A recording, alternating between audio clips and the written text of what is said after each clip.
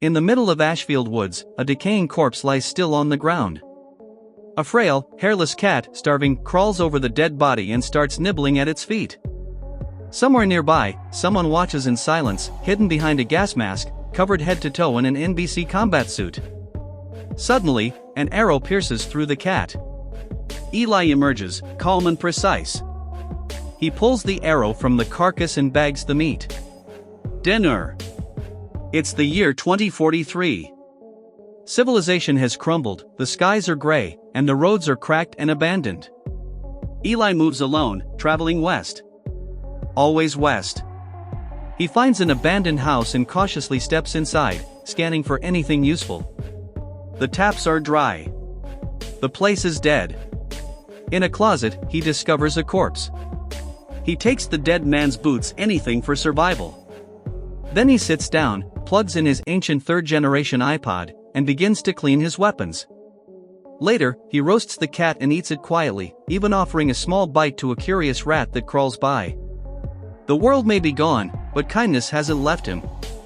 The next morning, his iPod flickers, almost out of battery. The makeshift car battery charger he uses is nearly drained too. Still, Eli keeps walking west. On the road, he spots a woman struggling with a broken shopping cart.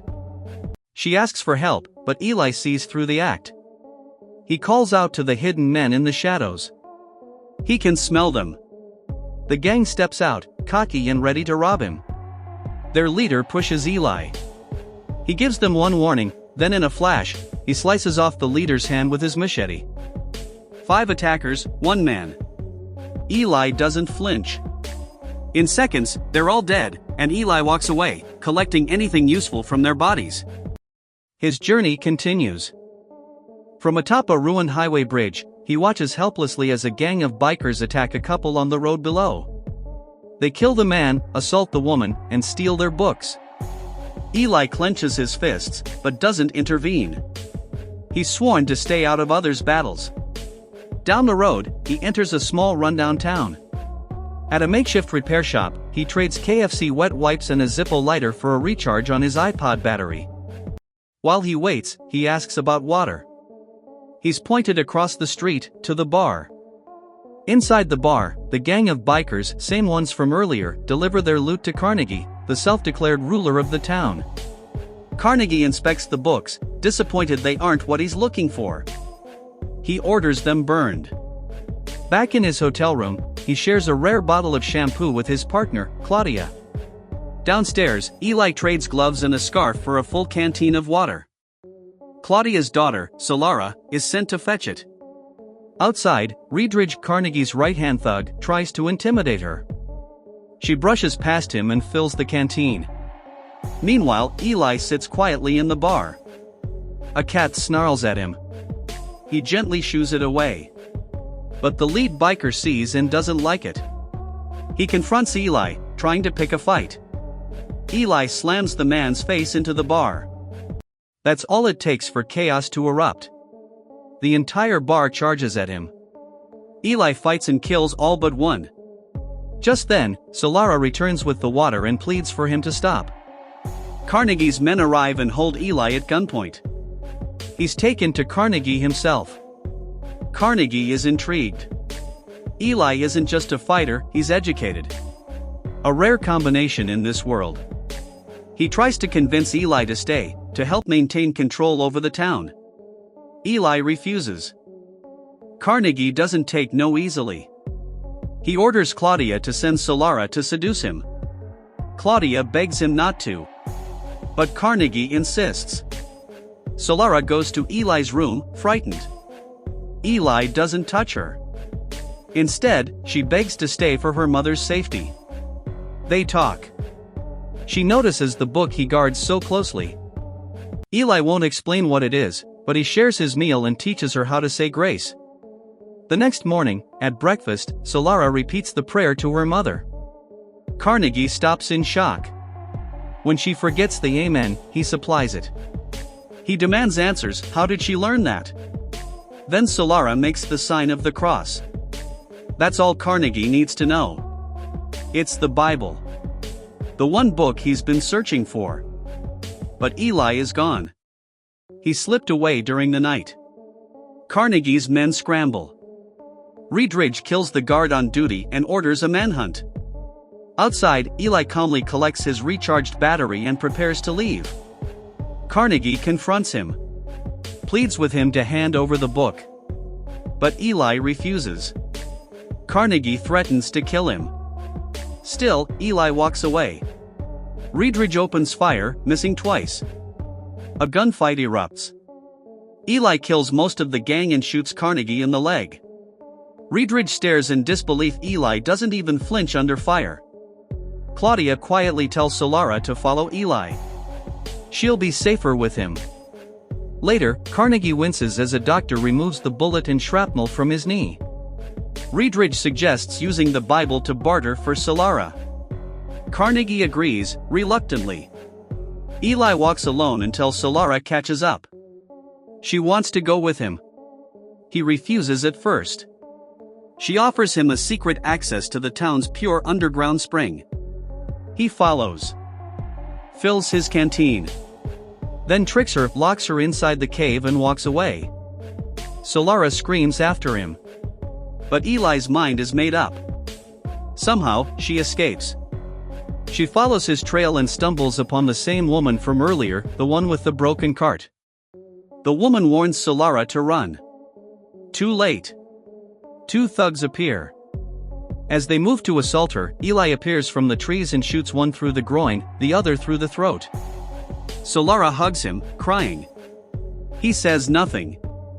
They continue together. Carnegie's group finds the bodies. Reedridge spots a piece of Solara's clothing. He's not happy. That night, Eli and Solara sleep beneath a rusting nuclear plant tower. She asks him to read from the book. He recites a passage, then puts it away. She begs him to teach her to read. He stays silent. When he seems asleep, she tries to peek at the book. But he's awake. He grabs it back, raises his shotgun, and silently forces her to return to her side of the room. The next day, they keep moving west. Solara asks about life before the war. Eli says people wasted what they had, never realizing what was precious. She asks why the book matters. Eli explains, after the war, people blamed the Bible and burned every last copy. He has the only one left. And he's taking it west, because a voice told him to. Solara doesn't understand. But she walks with him anyway. Eventually, they reach an old house with a faded "No Trespassing" sign. As Eli tries to get inside, the ground collapses under them.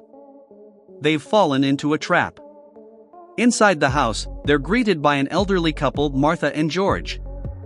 They're friendly. Offer tea. Show off a backyard graveyard full of failed attackers. But Eli notices Martha's hand tremble. He knows what that means: cannibals. Before they can leave, Carnegie's caravan arrives. Eli and Solara run back inside. George pulls out hidden weapons from under the couch. A standoff begins. Carnegie demands the book. A parcel is thrown out. Reedridge catches it. It's a bomb. Boom! 2 cars explode. Gunfire erupts.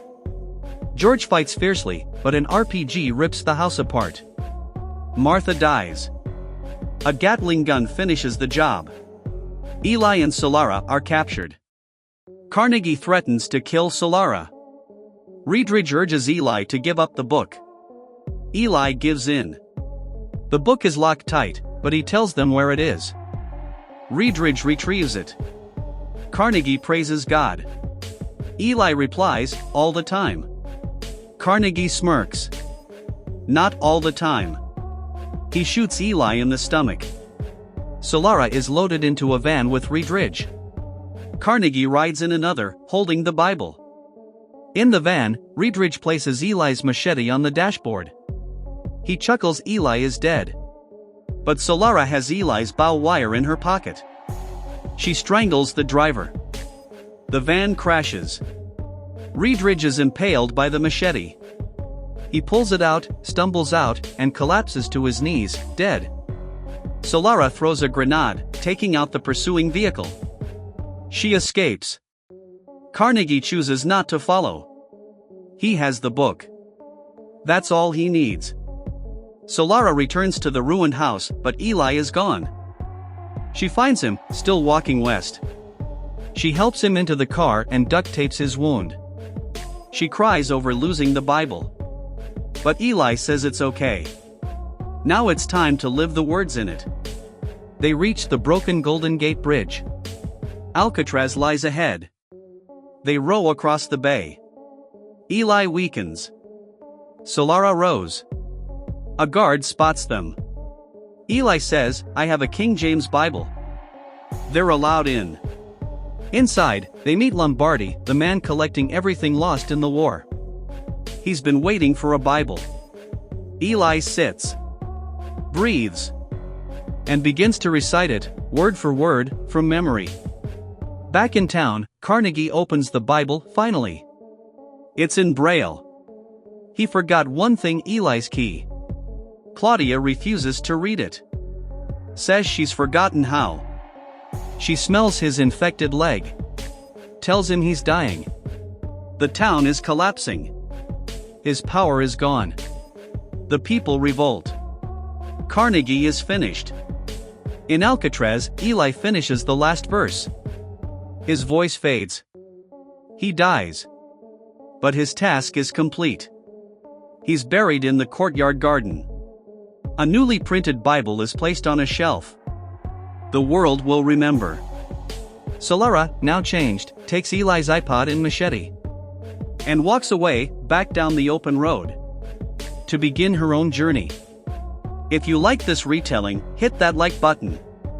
If you didn't, hit the dislike button twice, just to be sure. Thanks for watching, and seriously, go watch the Book of Eli. It's worth it.